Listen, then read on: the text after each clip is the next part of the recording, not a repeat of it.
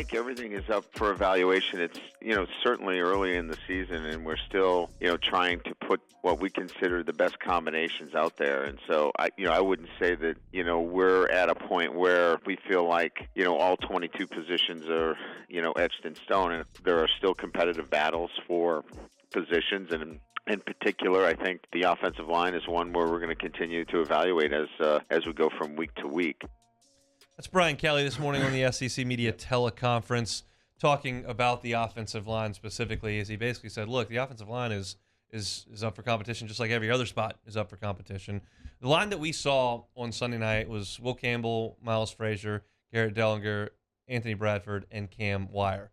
We didn't see rotation, guys coming in and out, no significant injuries. That's the group that they decided on entering the game, and that's the group that they went with in the game. I don't think anybody thinks the offensive line was great. You can certainly hear discussions as to what degree those struggles were. Some people say they didn't block anybody the whole night. Some people said they did okay in some instances, and there were some happy feet. That's not really the point of this exact conversation. The point is, okay, you understand that it's not going to be an elite part of your team, a true strength of your team at this point in the calendar. So how do you help them? How do you help this offensive line?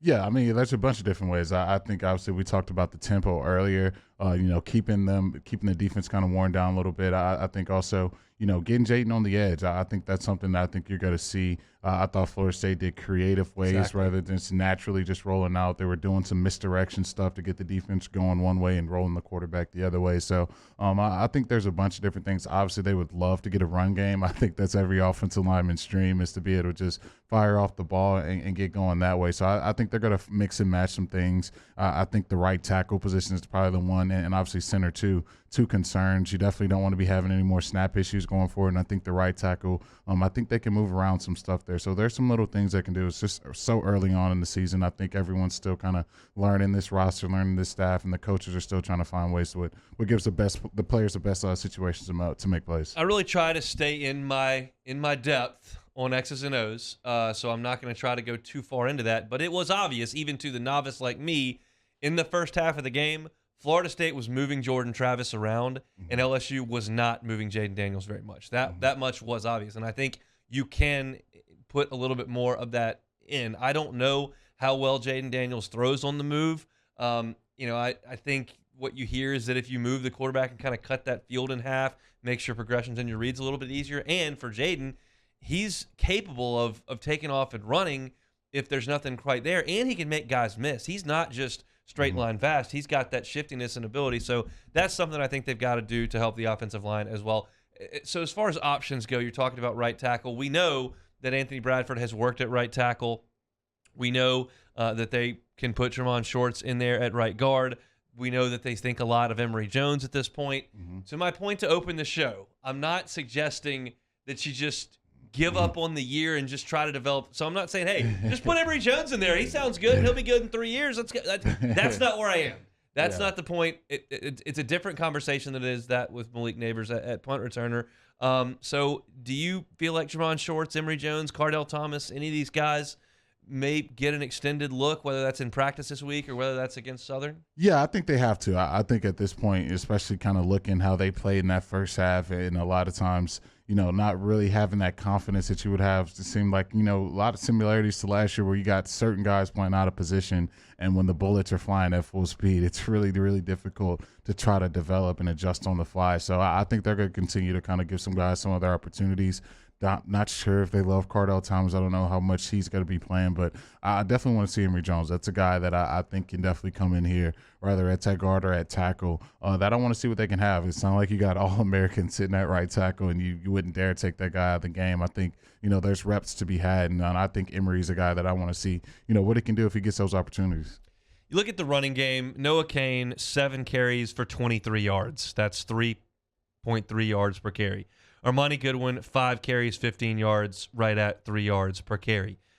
They couldn't get anything going with the running backs. All right, how do we do that? What is when you look at the personnel they have, which is Armani Goodwin, who's a shiftier, shorter back.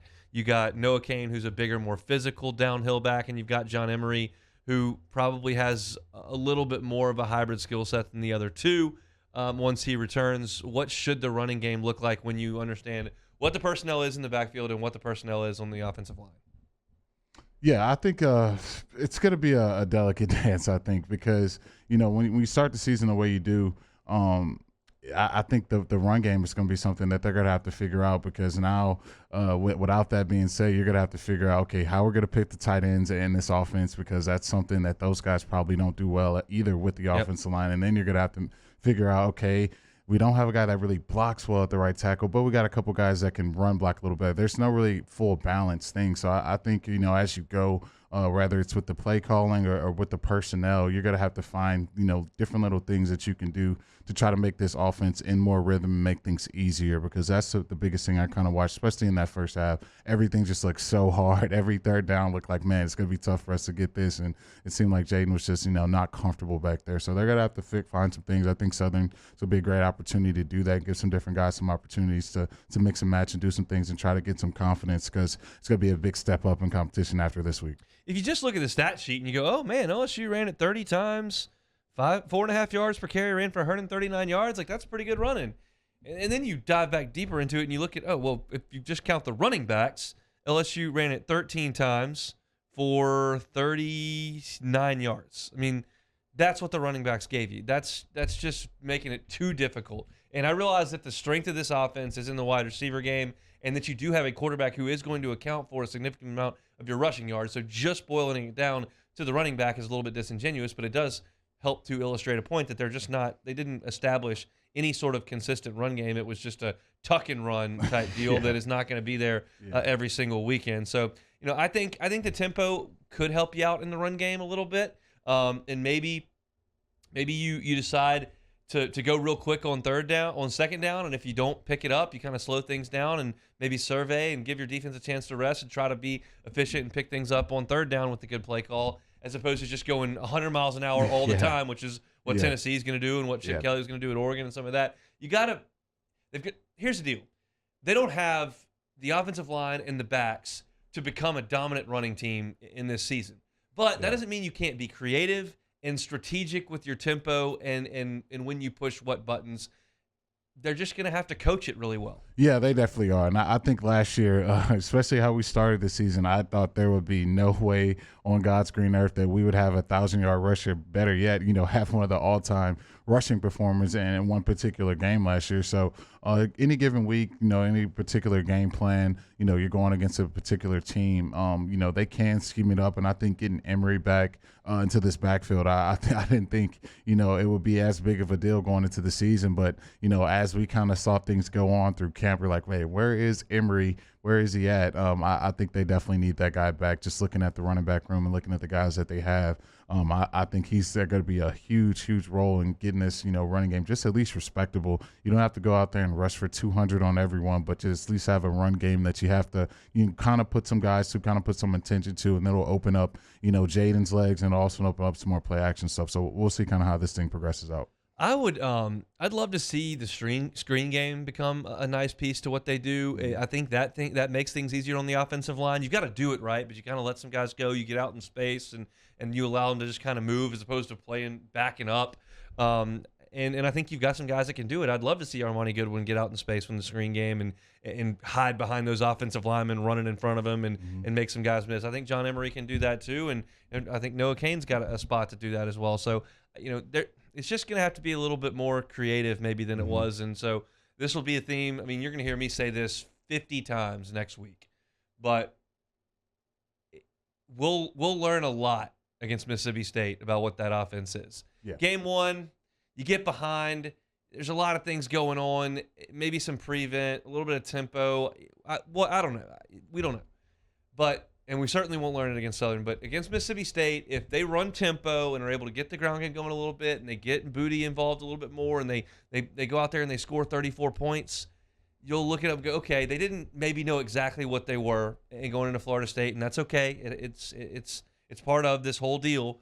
But if they go out there and they can't run it again, and then we look up in the fourth quarter and it's 21-10, you're losing again, and you're like, okay, they got issues. It's just We don't know yet. Yeah, at least I don't know yet. No, I think you definitely don't. I think for them, Florida State kind of getting that week 0 game to kind of knock their kinks out and kind of figure out kind of the stuff that they want to do. I think LSU, especially when you're getting a full new coaching staff, all new playbook, everything's so new, you kind of just have to get thrown out there in the fire and kind of work the kinks out as you go. And I think, you pointed it out, the way they finished, those last 3 drives of the game, I think that could possibly give this team a world of confidence that, hey, we didn't start out the best way, but as we kind of figure things out and figure kind of what we need to do to get this offense going, let's kind of build off of that. And if they can do that as the season goes on, the offense can definitely be a lot better than kind of what we saw most of that Florida State game. Thanks so much for watching Hunt Hill on YouTube. Now do us a favor. Hit the red subscribe button below and throw us a like. We'll see you next time.